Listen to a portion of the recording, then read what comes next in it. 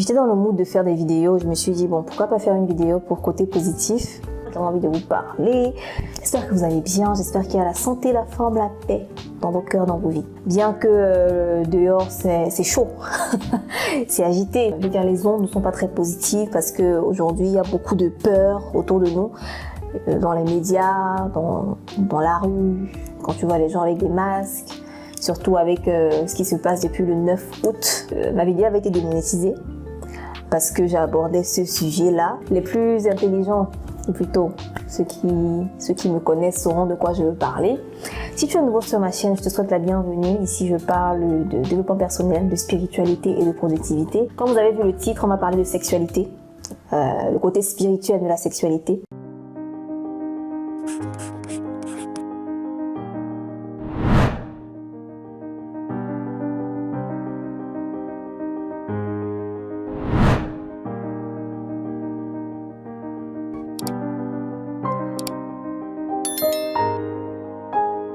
Il y a beaucoup de personnes aujourd'hui qui parlent des relations amoureuses, de sexualité. Il y a quelque chose qu'on oublie souvent de dire. Si ça peut toucher, je sais pas, même une personne, si ça peut sauver la vie d'une personne, si ça peut aider au moins une personne à prendre une meilleure décision dans sa vie, alors tant mieux.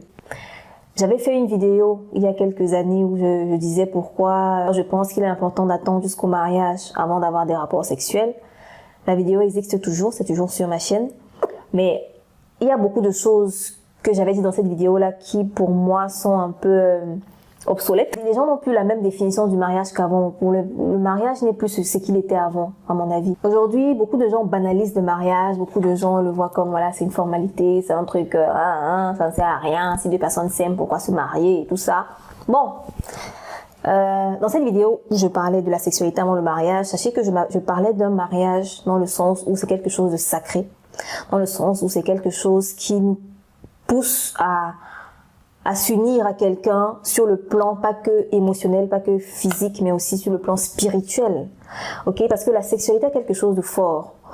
Quand on s'unit avec quelqu'un, c'est pas, je suis sûre que je suis pas la première à vous le dire. Si je suis la première à vous le dire, j'en suis heureuse. Quand on s'unit avec quelqu'un, on ne s'unit pas que sur le plan physique avec la personne. On s'unit sur le plan spirituel avec la personne. Parce que beaucoup de gens donnent des conseils. Il y a des coachs en ligne qui donnent des conseils, des personnes qui encouragent certaines pratiques, ils encouragent le fait d'être avec quelqu'un. Si tu l'aimes, vas-y. Si tu donnes de l'argent, vas-y. Si tu donnes du plaisir, vas-y et tout. Mais on oublie souvent que le sexe peut détruire quelqu'un. Être en relation sexuelle avec la mauvaise personne peut détruire quelqu'un. Et les personnes qui savent ça en profitent parfois. Il y en a qui en profitent et c'est ça qui est encore plus dangereux. C'est pour ça qu'il faut en parler. Moi, je dis que quand tu encourages quelqu'un, une femme par exemple, à se mettre en relation avec un homme, en relation sexuelle avec un homme, alors que cet homme-là ne l'aime pas vraiment, tout simplement parce qu'il a de l'argent, c'est un peu un suicide, ok? Parce que simplement, le fait qu'il ne l'aime pas, le fait qu'il ait de mauvaises intentions, va faire en sorte que pendant l'acte sexuel, il y a un échange d'énergie non polarisé, c'est-à-dire un échange où l'un va gagner et l'autre va perdre. D'accord? C'est un peu comme une bataille. Lorsque vous vous aimez, lorsque vous êtes dans un rapport sexuel et que vous vous aimez, vous êtes compatibles, vous êtes en amour l'un avec les autres, vous êtes consentants, vous êtes heureux dans cet acte, il n'y a pas de l'un gagne, l'autre perd. Mais lorsque vous êtes dans une relation sexuelle où une personne est mal intentionnée, une personne ne vous aime pas vraiment, ou une personne est, voilà, elle veut juste son plaisir à elle, c'est dangereux parce que simplement vous perdez votre énergie pour cette personne-là. Et beaucoup de personnes à la fin d'un rapport sexuel se sentent fatiguées, se sentent épuisées, se sentent vidées, se sentent comme si quelque chose est quitté d'eux, tu vois. Ça, c'est un signe en fait. On regarde pas souvent ces signes-là, mais écoute ton cœur souvent. Notre corps nous parle beaucoup, nos émotions nous parlent beaucoup. Et ça, c'est ce que beaucoup de gens oublient de dire, ou bien ne savent pas, ne disent pas parce qu'ils ne savent pas. Je n'en veux pas ces gens-là parce qu'ils ne disent pas, parce que s'ils ne savent pas, c'est normal qu'ils ne le disent pas. Mais moi, je vous le dis, quand vous êtes en relation sexuelle avec quelqu'un, forcément, vous avez un échange d'énergie, un échange d'âme, un échange de choses, créer des liens. C'est pas quelque chose de forcément religieux. Là, c'est vrai que la Bible en parle. Beaucoup de religions en parlent. Beaucoup de sectes, de cultes, les satanistes même aussi, ils le savent. D'accord? Donc c'est pas qu'un truc religieux. Tous les gens qui sont dans une secte, ou tous les gens qui sont dans un certain niveau de d'initiation spirituelle savent l'importance ou le pouvoir du sexe. Et la plupart des gens qui savent ça en profitent pour prendre les chances d'autres personnes, en profitent pour abuser d'autres personnes. Quand on dit abuser, souvent les gens se disent que c'est l'abus physique, c'est l'abus émotionnel.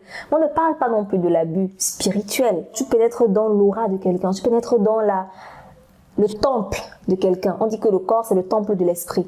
D'accord? Donc, tu pénètres dans le temple de quelqu'un pour salir le temple, pour détruire le temple, pour briser le temple de l'intérieur. Imagine un peu, quand on veut exploser une pierre, une belle pierre là, on ne va pas mettre des explosifs dehors, à l'extérieur. On ne va pas commencer à taper la pierre, à cogner la pierre et tout ça. Le meilleur moyen de faire exploser la pierre, c'est quoi? C'est en allant mettre l'explosif dans la pierre, au milieu de la pierre. Boum, ça éclate. C'est ça. C'est comme ça que moi je vois ce côté spirituel où tu te mets avec la mauvaise personne, les personnes mal intentionnées, et puis tu te dis, ah, je l'aime et tout, machin, il a l'argent et tout. Pose-toi la question avant d'aller en rapport sexuel avec quelqu'un dorénavant. Demande-toi, est-ce qu'il est bien intentionné? Qu'est-ce que mon corps me dit? Qu'est-ce que mon cœur me dit? Souvent, le corps t'envoie des signaux. Quand ton cœur bat trop vite par rapport à quelque chose, c'est un signal. Si ton corps donne la chair de poule, par exemple, c'est un signal que c'est pas la bonne direction. Tu vois, donc, il y a toujours des signaux physiques, physiologiques que ton corps a. Et plus tu vas commencer à écouter ton corps, suivre un peu tes sensations, et, être à l'écoute de tes sensations, et plus tu vas prendre des bonnes décisions dans ta vie. D'accord? Le problème, c'est qu'on est fermé. On n'écoute pas. On ne s'écoute pas nous-mêmes. On écoute très facilement l'extérieur, on écoute très facilement les médias, les gens et tout ça, mais on ne s'écoute pas nous-mêmes assez. Écoute-toi. C'est ce que moi je voulais dire. Si aujourd'hui je suis dans une situation où je te demande est-ce que tu dois être avec ce monsieur ou cette femme ou pas, pose-toi la question de ses intentions. Est-ce qu'elle a des bonnes intentions? Et n'oublie pas que aller avec cette personne-là dans un rapport sexuel, c'est vous lier sur le plan spirituel.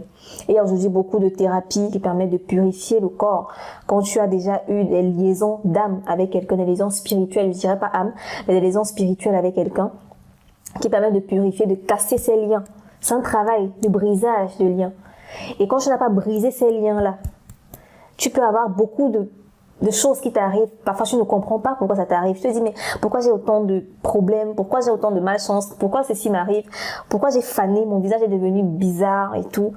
Il y a beaucoup de choses dans l'invisible qui ne peuvent pas forcément s'expliquer de manière scientifique, mais qui sont vraies. C'est empirique. C'est l'expérience qui démontre la chose. Même en science, il y a des lois empiriques. Des lois qu'on ne peut pas démontrer, mais qu'on croit, qui sont là. C'est vrai. D'accord?